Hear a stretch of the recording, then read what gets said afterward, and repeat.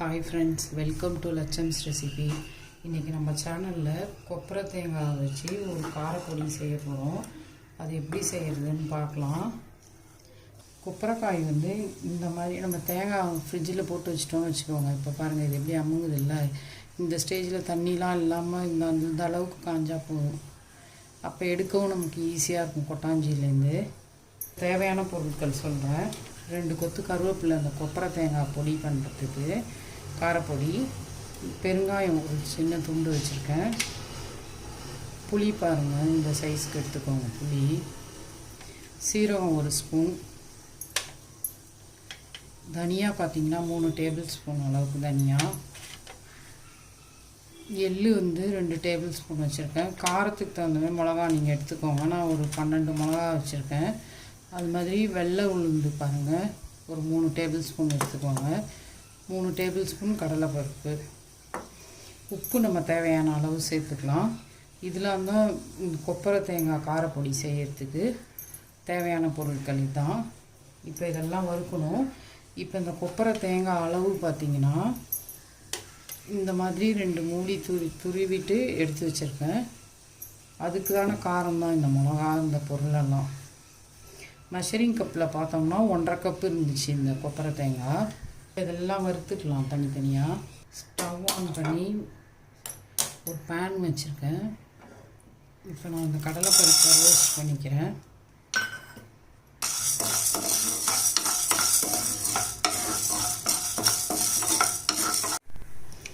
இப்போ பாருங்கள், லைட்டாக அந்த கடலைப்பருப்பு வறுபட ஆரம்பிச்சிடுச்சு. இந்த ஸ்டேஜில் இந்த 3 டேபிள் ஸ்பூன் எடுத்து வச்சுருக்கிற வெள்ளை உளுத்தம் பருப்பையும் சேர்த்துக்கலாம். ஏன்னா கொஞ்சம் கொஞ்சமாக தானே இருக்குது, அதனால் நான் 2 ஒன்றா சேர்த்துட்டேன்.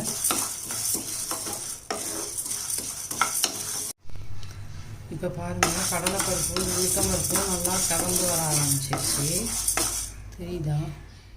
இப்போ நல்லா பருப்பு செவந்து வந்துடுச்சு. இப்போ இந்த ஸ்டேஜில் நம்ம எடுத்து வச்சுருக்க சீரகத்தை சேர்த்துக்கலாம்.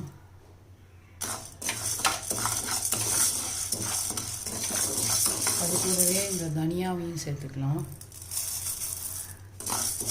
மெயினாக தனியா, சீரகம், பெருங்காயம், எள்ளெல்லாம் சேர்த்தாதான் இந்த கொப்பரை தேங்காய் காரப்பொடி சூப்பராக இருக்கும். நல்லா வறுபடணும் தனியா, அப்போ தான் நல்லாயிருக்கும். பச்சையாக இருந்தால் நல்லா இருக்காது. தனியாக நல்லா வறுபட்டு வாசம் வர ஆரம்பிச்சிச்சு.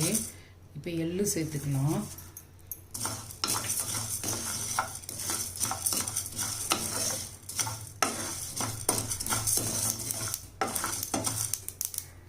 இப்போ எள்ளும் பொரிய ஆரம்பிச்சிருச்சு. இப்போ எல்லாம் சேர்ந்து வறுபட்டு நல்லா மணமாக இருக்குது. இப்போ இந்த நேரத்தில் எடுத்துடலாம், ஒரு பிளேட்டுக்கு மாற்றிக்கலாம். சேர்த்துக்கலாம். அதாவது 1 ஸ்பூன் எண்ணெய் சேர்த்துருக்கேன். அதில் இந்த பெருங்காயத்தை சேர்த்து பொரிச்சிக்கலாம்.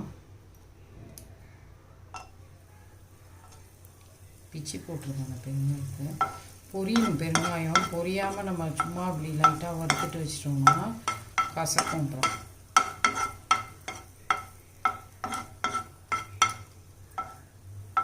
இல்லாட்டி நீங்கள் தூள் பெருங்காயம்லாம் சேர்த்துக்கலாம், கட்டி பெருங்காயம் இல்லைன்னா. இப்போ நல்லா பெருங்காயம் பொரிஞ்சிருச்சு. தெரியுதா? பெருங்காயம் நல்லா பொரிஞ்சு வந்துருச்சு. இந்த மாதிரி பொரியணும் பெருங்காயம். இப்போ எடுத்துடலாம். புளியை வறுத்து எடுத்துக்கலாம். ஒரு நெல்லிக்காய் சைஸ் புளி தான் எடுத்திருக்கேன். அதை பிச்சுட்டு இதை மாதிரி வறுத்துக்கோங்க. இந்த புளியோடைய மிளகாயை சேர்த்துக்கலாம்.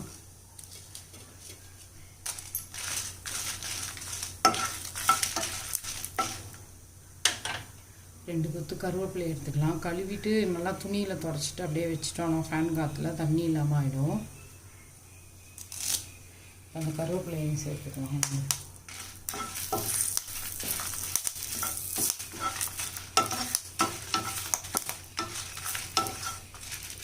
மிளகா கருவேப்பிலை வறுபடுற வரைக்கும் இந்த புளி வறுத்தோம்னா போதும். அந்த புளியை வறுத்துட்டு போட்டோம்னா நல்லாயிருக்கும். இப்போ இதை மிளகா இதெல்லாம் நல்லா வறுபட்டுருச்சு, புளி கருவேப்பிலைலாம். இதை எடுத்து ஒரு பிளேட்டுக்கு மாற்றிடலாம். இப்போ பாருங்கள், இந்த கொப்பரை தேங்காய் துருவி வச்சுருக்கேன்ல, இதை சேர்த்துக்கலாம். நீங்கள் துருவ முடியாட்டி கட் பண்ணி கூட சின்ன சின்னதாக மிக்ஸி ஜாரில் சேர்த்து இப்படி பொடி பண்ணிக்கலாம். இது மெஷரிங் கப்பால் 1.5 கப்பு இருந்தது. அதுக்கான அளவுகள் தான் நான் அதில் சொல்லியிருக்கேன்.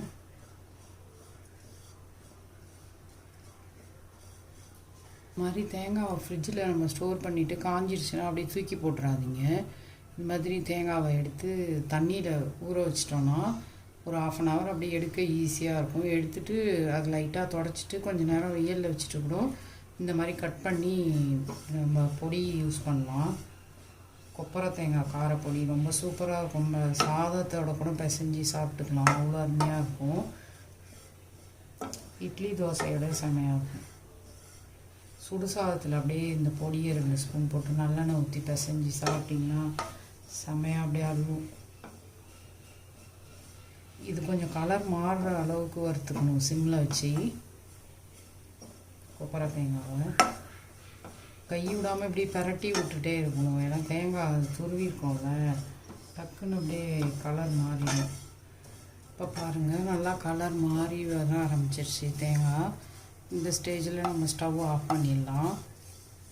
அதிலே அப்படியே விட்டுடாதீங்க, ஏன்னா அந்த பேன் வந்து ஹீட்டாக இருக்கும்ல, அப்புறம் கரிஞ்சு போயிடும் தேங்காய். வறுத்துட்டு பிளேட்டில் மாற்றிடுங்க. இப்போ நல்லா வறுபட்டு தேங்காய் சூப்பராக வாசனை வர ஆரம்பிச்சிச்சு. இப்போ ஆஃப் பண்ணி ஒரு பிளேட்டுக்கு மாற்றிடுறேன். இப்போ பாருங்கள், எல்லாத்தையும் வறுத்தாச்சு நான் காமிச்ச பொருளெல்லாம். இப்போ இந்த மிளகா புளி எல்லாம் நல்லா வறுபட்டுருக்கு. புளி கூட பாருங்கள் சூப்பராக வறுபட்டுருக்கு.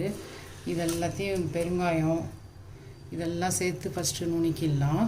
அதுக்கப்புறமா அது பவுடர் பண்ணோடனே இந்த கொப்பரைக்காய் வறுத்துருக்கோம்ல, இதை சேர்த்துக்கலாம்.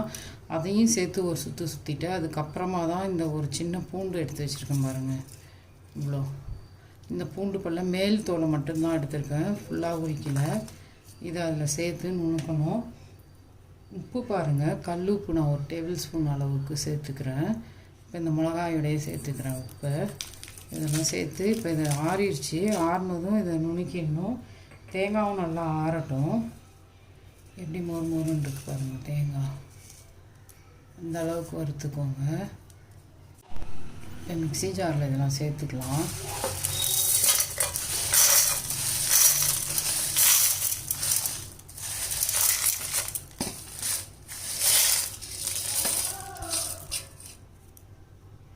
இப்போ பாருங்கள், மிக்ஸி ஜாரில் சேர்த்துட்டேன். இதை பவுடர் பண்ணிட்டு வரேன் ஃபஸ்ட்டு. இப்போ பாருங்கள், இந்த வறுத்த பொருளெல்லாம் நுணுக்கிட்டு வந்துட்டேன். கொப்பரைக்காய் வறுத்து வச்சிடணும்ல, பாருங்கள் எப்படி மூணு இந்த மாதிரி வறுத்துக்கோங்க செவக்காய். அப்போ தான் பொடி வாசனையாக நல்லாயிருக்கும். இப்போ இதை போட்டு சுற்றிட்டு உப்பு பாருங்கள் வாயில் வச்சு. உப்பு பத்தலைன்னா லைட்டாக உப்பு போட்டுக்கோங்க. இப்போ இந்த தேங்காயையும் சேர்த்து பல்ஸ் மோடில் ஒரு 2 சுற்றினா போதும்.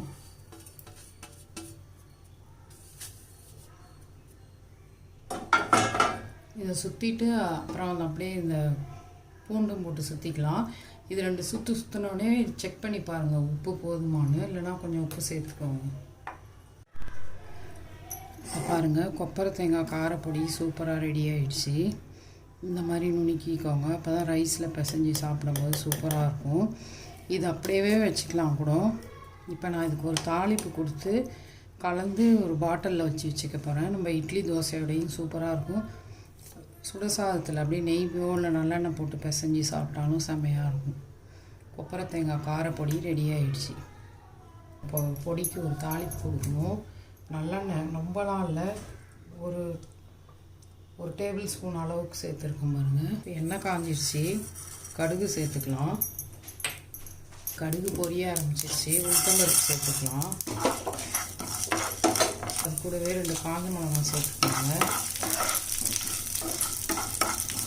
எதுக்கு நான் தாளிப்பு கொடுக்குறேன்னா, நம்ம ரைஸோட பிசைஞ்சு சுடுசாதத்தில் சாப்பிடும்போது சூப்பராக இருக்கும். அதனால தான் பெருங்காயம் வறுத்து நுணுக்கிட்டதுனால இதில் சேர்க்கணும்.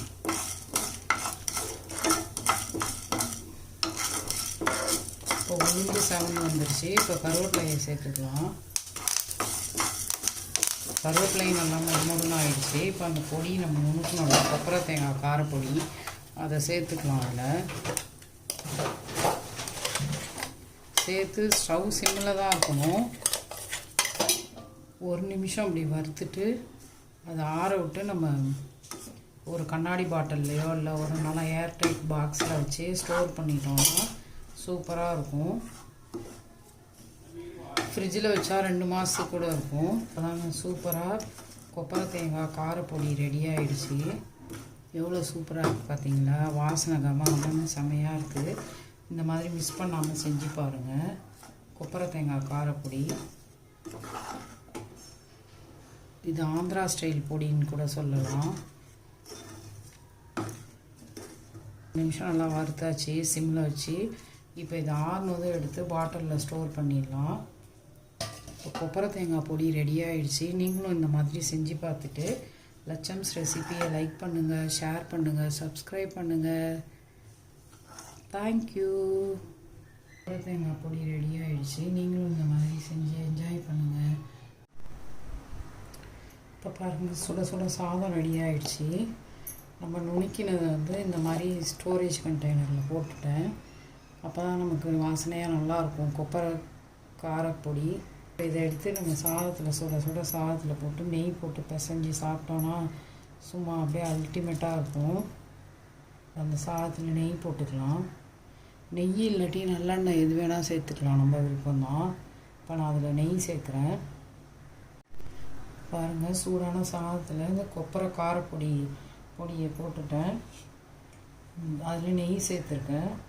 இந்த மாதிரி பொடியாக நறுக்கின வெங்காயம் ஆப்ஷன் தான் இது. இதை இதில் சேர்த்துட்டு அப்படியே பிசைஞ்சு சாப்பிட்டோன்னு வச்சுக்கோங்களேன், செம்ம அல்டிமேட்டாக இருக்கும் சாதம்.